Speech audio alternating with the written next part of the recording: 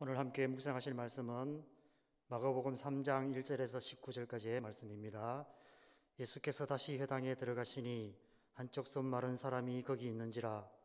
사람들이 예수를 고발하려 하여 안식일에 그 사람을 고치시는가 주시하고 있거늘 예수께서 손 마른 사람에게 이르시되 한가운데에 일어서라 하시고 그들에게 이르시되 안식일에 선을 행하는 것과 악을 행하는 것, 생명을 구하는 것과 죽이는 것 어느 것이 옳으냐 하시니 그들이 잠잠하거늘 그들의 마음이 완악함을 탄식하사 노하심으로 그들을 둘러보시고 그 사람에게 이르시되 내 손을 내밀라 하시니 내밀매 그 손이 회복되었더라. 바리새인들이 나가서 곧 헤롯 왕과 함께 어떻게 하여 예수를 죽일까 의논하니라. 예수께서 제자들과 함께 바다로 물러가시니 갈릴리에서 큰 무리가 따르며 유대와 예루살렘과 이두메와 요단강 건너편과 또 드로와 시돈 근처에서 많은 무리가 그가 하신 큰 일을 듣고 나아오는지라. 예수께서 무리가 에워싸 미는 것을 피하기 위하여 작은 배를 대기하도록 제자들에게 명하셨으니 이런 많은 사람을 고치셨으므로 병으로 고생하는 자들이 예수를 만지고자 하여 몰려왔음이더라. 더러운 귀신들도 어느 때든지 예수를 보면 그 앞에 엎드려 부르짖어 이르되 당신은 하나님의 아들이니이다 하니 예수께서 자기를 나타내지 말라고 많이 경고하시니라. 또 산에 오르사 자기가 원하는 자들을 부르시니 나아온지라. 이에 12를 세우셨으니 이는 자기와 함께 있게 하시고 또 보내사 전도도 하며 귀신을 내쫓는 권능도 가지게 하려 하심이로라. 이 12를 세우셨으니 시몬에게는 베드로란 이름을 더하셨고 또 세베대의 아들 야고보와 야고보의 형제 요한이니 이 둘에게는 보아느게 곧 우리의 아들이란 이름을 더하셨으며 또 안드레와 빌립과 바돌로메와 마테오와 도마와 알포의 아들 야고보와 및 다데오와 가나안인 시몬이며 또 가룟 유다니 이는 예수를 판 자더라. 아멘. 함께 말씀을 보겠습니다. 안식일에 선을 행하는 것과 악을 행하는 것, 생명을 구하는 것과 죽이는 것 어느 것이 옳으냐? 여러분, 어느 것이 옳습니까? 대답하기 곤란한 질문인가요? 길 가는 사람 아무나 붙잡고 물어봐도 누구나 쉽게 대답할 수 있는 질문입니다. 그런데 오늘 말씀해 보면 그들이 잠잠했다라고 말씀하고 있습니다.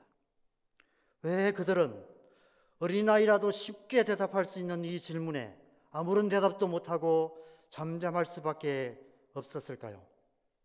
이 질문 가운데 그들의 마음에 걸리는 말이 있었기 때문입니다. 바로 안식일에라는 말이었습니다. 악을 행하는 것보다 선을 행하는 것이 낫고 죽이는 것보다 생명을 구하는 것이 낫고 손 마른 자의 손을 고쳐주는 것이 나은 것을 왜 모르겠습니까? 문제는 안식일에 그런 일을 하는 것은 그들의 율법의 규정에 걸리는 일이었기 때문입니다. 하나님의 율법이 도리어 그들에게는 하나님의 일에 걸림이 되는 어이없는 일이 일어나고 있는 것입니다. 도대체 왜 이런 일이 일어나게 되었습니까? 하나님의 율법에 문제가 있었기 때문일까요? 문제는 다른 데에 있었습니다.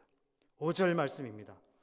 5절 말씀에 보면 예수께서 그들의 마음이 완악함을 인해 탄식하시며 노하셨다라고 말씀하고 있습니다. 율법이 문제가 아니라 그들의 마음의 완악함이 문제였다는 것입니다.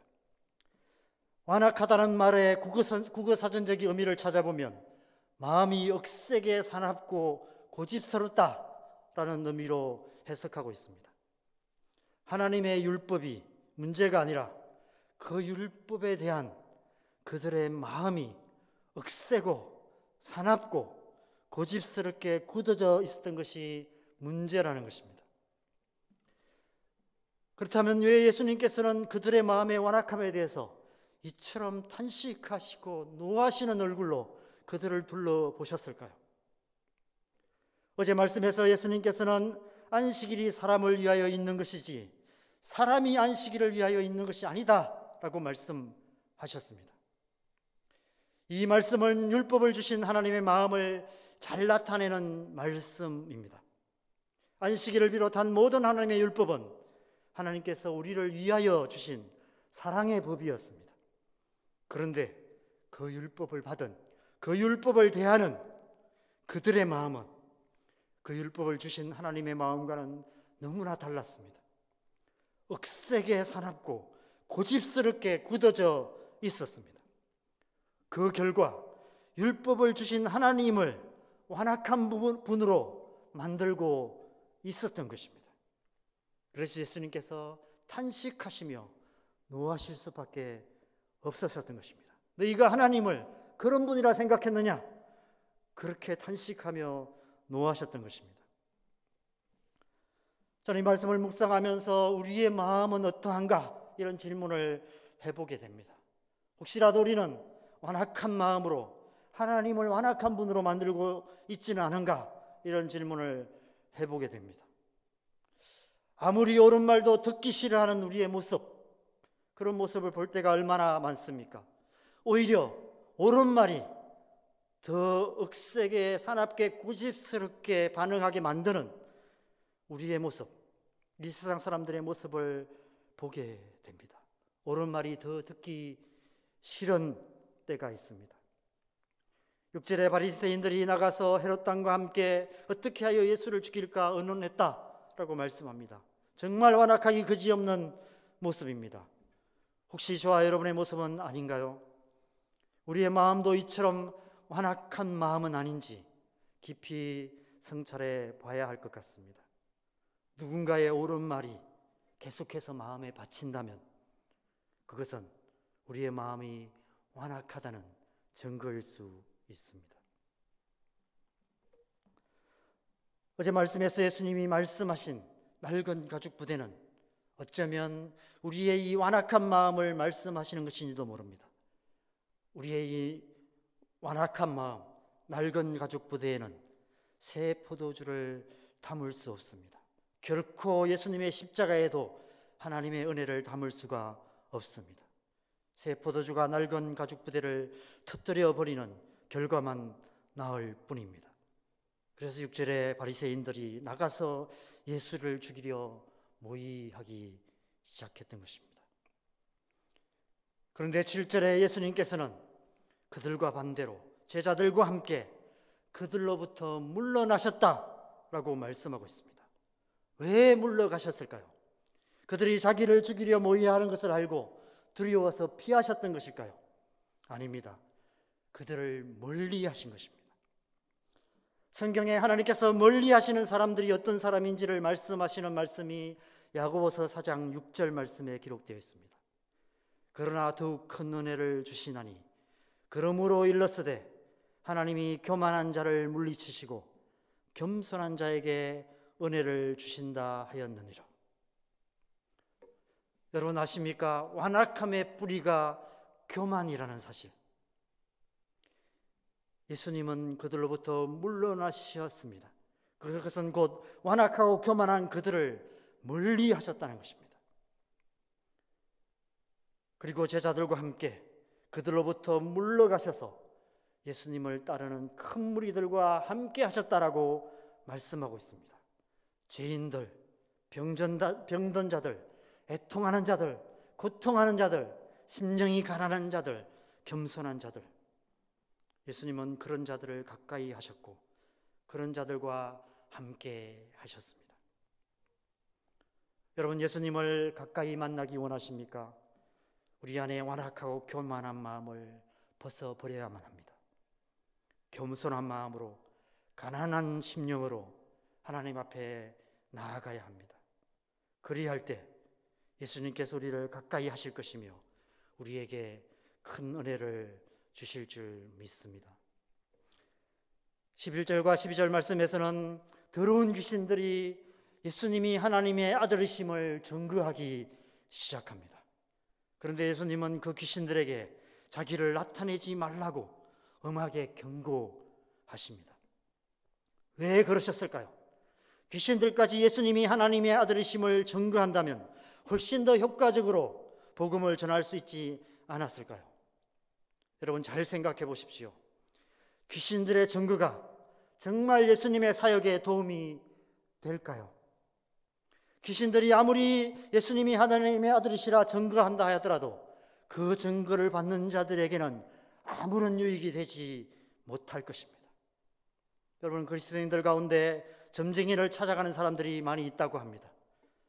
여러분, 아무리 점쟁이가 귀신같이 용하다 할지라도 귀신들이 하는 그 예언이 그 영혼에게는 아무런 유익이 되지 못합니다. 왜냐하면 귀신들은 거짓의 영들이기 때문에 그렇습니다. 거짓의 영인 귀신들이 하는 말은 옳은 말도 옳은 말이 되지 못합니다. 지금 신천지가 거짓말을 하는 것은 그 안에 가득한 거짓의 영들이 역사하고 있기 때문에 그렇습니다. 그렇다면 예수님은 어떻게 예수님이 하나님의 아들이심을 증거하시려는 것일까요? 그래서 13절에 예수님이 산에 오르셔서 자기가 원하시는 자들을 부르고 계십니다.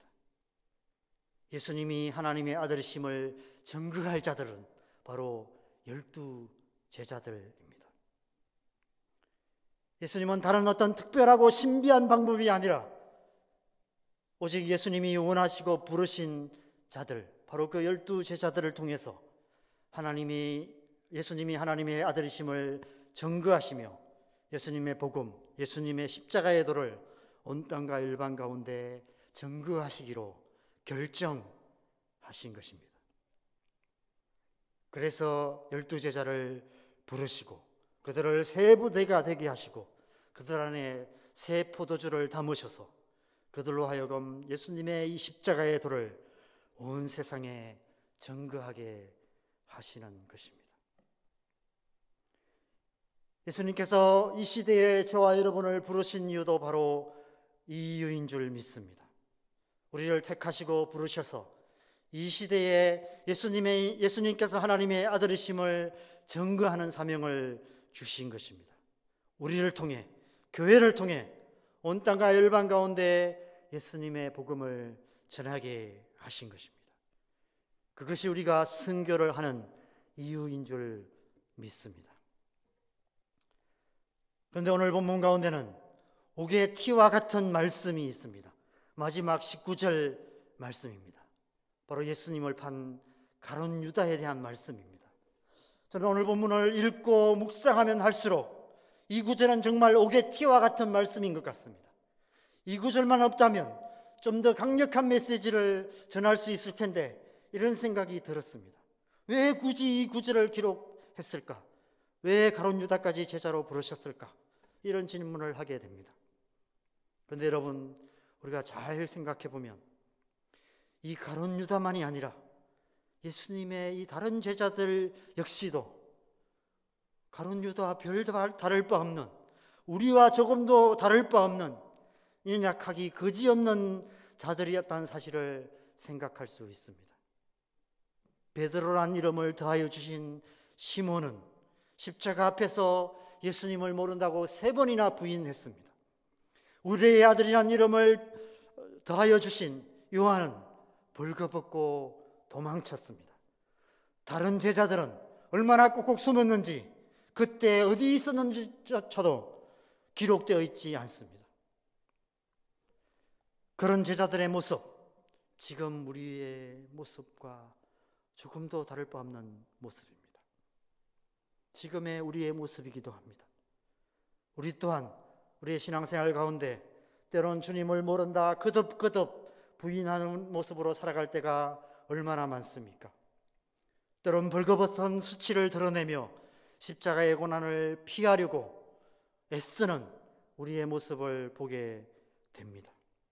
심지어 가룟 유다가 은 30에 예수님을 판 것처럼 작은 유익 때문에, 작은 유익에 눈이 멀어서 예수님의 이름을 팔고 있는 우리의 모습, 교회의 모습을 보게 됩니다. 그럼에도 불구하고 예수님께서는 그런 연약한 12제자들을 부르셔서 그들에게 예수님께서 하나님의 아들이심을 증거하고 예수님의 십자가의 도를 온 땅과 열방에 전하는 사명을 주셨습니다. 그럼에도 불구하고 예수님께서는 이런 연약한 우리를 부르셔서 이 시대에 예수님의 십자가의 도를 온 땅과 열방 가운데 전하는 사명을 주고 계십니다. 그러므로 우리를 택하시고 부르신 이 예수님의 부르심을 따라서 우리의 삶 속에서 예수님의 십자가의 도를 전하는 삶을 살아야만 합니다. 그리고 나아가 온 땅과 열방 가운데 예수님이 하나님의 아들이심을 증거하는 사명을 감당해 가야만 합니다. 비록 코로나 사태로 함께 모여서 예배할 수는 없지만 우리 각자가 삶의 자리에서 하나님을 예배하며 우리에게 주신 이 사명을 잊지 않고 굳게 붙들고 날마다 그 사명을 잘 감당해 감으로 하나님 나라를 이루어가는 그런 귀한 하루하루의 삶을 살아가야 될 줄 믿습니다. 오늘 하루 저와 여러분의 삶이 그런 삶이 되기를 주님의 이름으로 간절히 축원합니다. 함께 기도하시겠습니다. 좋으신 하나님 아버지, 지극히 연약한 우리를 부르셔서 우리를 통해 이 악한 시대에 예수님이 하나님의 아들이심을 증거하며 예수님의 십자가의 도를 온 땅과 열방 가운데 전하게 하시는 것을 감사합니다. 그런 연약한 우리와 함께 하심으로 우리가 넉넉히 이 시대를 이기고 이 사명을 감당해 갈 수 있을 줄 믿습니다. 오늘 하루 우리의 삶 속에 우리의 모든 성도들의 삶 속에 하나님의 영으로 충만케 하셔서 넉넉히 이 시대를 이기고 주님 주신 이 귀한 사명 잘 감당해가는 하나님 백성 되고 그런 우리 남산교회 될 수 있도록 축복하시고 함께하여 주시옵소서.